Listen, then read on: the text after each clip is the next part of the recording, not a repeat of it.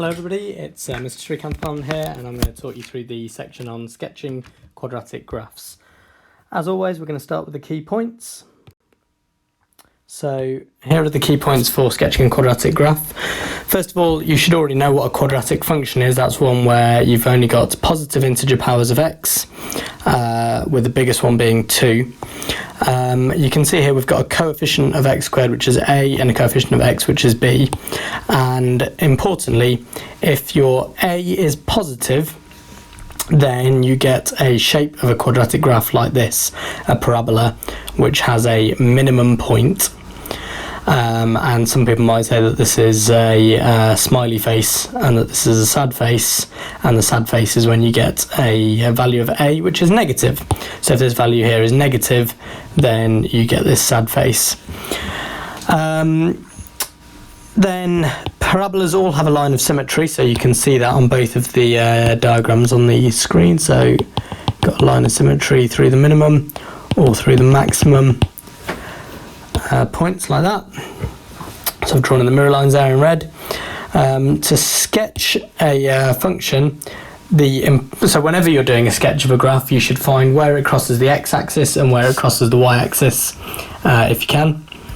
It's fairly straightforward to find where it crosses the y-axis. Just substitute x equals 0. To find where it crosses the y-axis, in a quadratic graph you should be fine. You just solve the quadratic, so set this equal to 0 and solve, so you're effectively solving when y is 0. The turning points of the graph are when the gradient of the curve is 0. So you can see here that the gradient is 0, it's flat at that point. You can see that after this point the gradient's positive, so anywhere along there the gradient's positive, but anywhere along here the gradient's negative, and same on this, the gradient's positive to start with, negative after the turning point, and here the gradient is flat.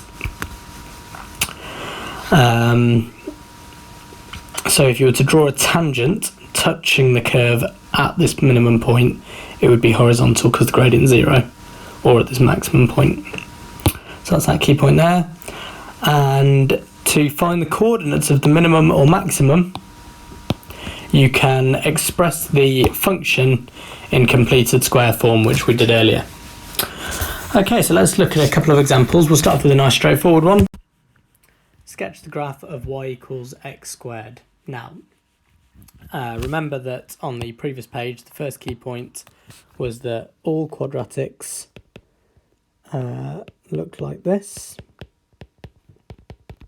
So in the question that we have, a is 1, b and c are both 0. And this is positive. So we know straight away that the curve's going to look like this. Smiley face for a positive quadratic. And then we need to also find where it crosses the axes. Well, if x is 0, you can see that y is also 0. And when you're solving the other way around, so when y is 0, then you get x squared is equal to 0. And you're looking for two solutions when you solve a quadratic, don't forget. But on this one, you get a repeated root, because if x multiplied by x is 0, then either one of these was 0, so x equals 0. So there's only one solution to the equation, which is at the origin. So we know that, and we can also see that the origin is where the gradient is flat. So it goes through the point 0, 0, and will look something like that. Little hint for you. Once I know the shape, I do the shape first. So if I know it's a smiley face, I do a smile first. If I know it's a sad face, I do a sad one first. And then I draw my axes in afterwards, depending on where I want any points of intersection to be. So you saw how I did that then. I drew my graph first, and then I put my axes in the right place to make sure that my minimum point, which was the same as these points here, were all at the right place. And I'll label this O for the origin.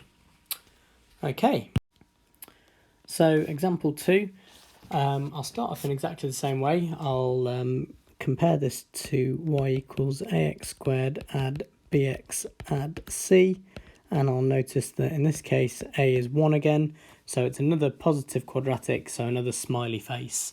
So I can start straight away by saying it's going to look something like this. And then the next thing to think about is where it crosses the axes. So we call that intercepts. You'll be used to talking about a y-intercept for straight line graphs. So let's do the y-intercept first. Y-intercept is when x is equal to 0. And when x is equal to 0, you get y equals 0 squared, subtract 0, subtract 6, which is negative 6. So 0, negative 6.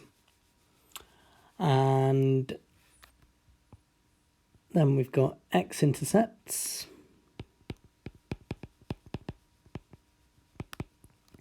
which is when y is equal to 0. And if y is equal to 0, then we get 0 equals x squared, subtract x, subtract 6. And this is a quadratic that can be factorised. So I'll do that in the grid method. X squared, negative 6 there. And I want the peanut to simplify to negative 1x. So that's going to be negative 3 and positive 2.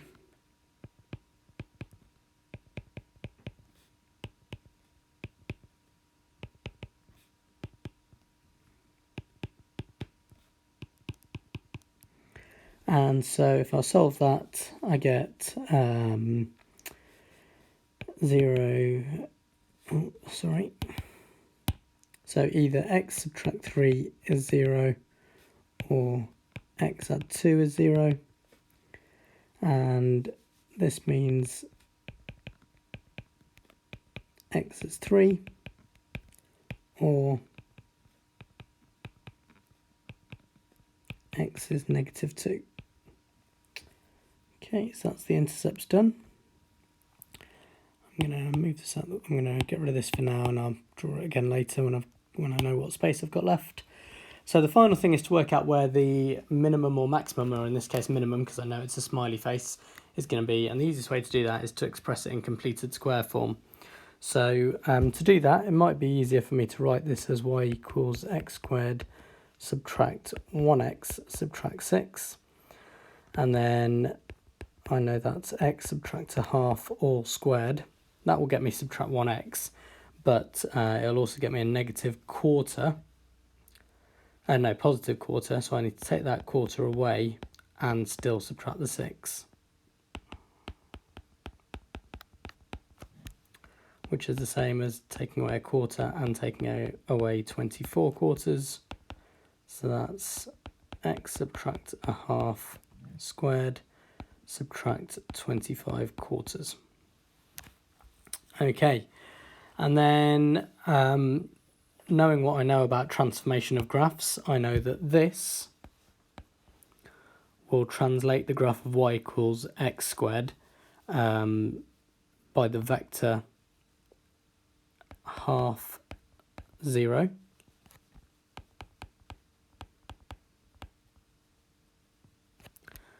And this, so subtracting 25 quarters, will translate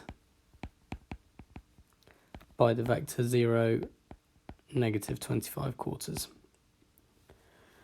So if I start off knowing that y equals f of x equals x squared, if I know what that graph looks like, and I did from the previous page, then I can apply these two transformations.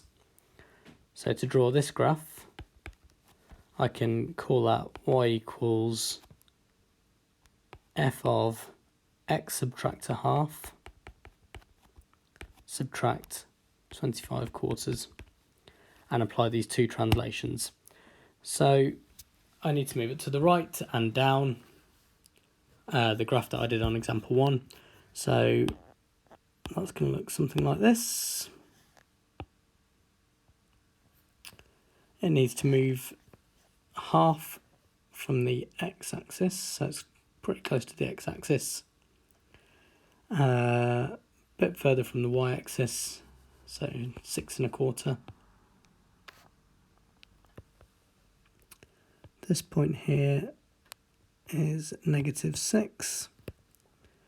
We've got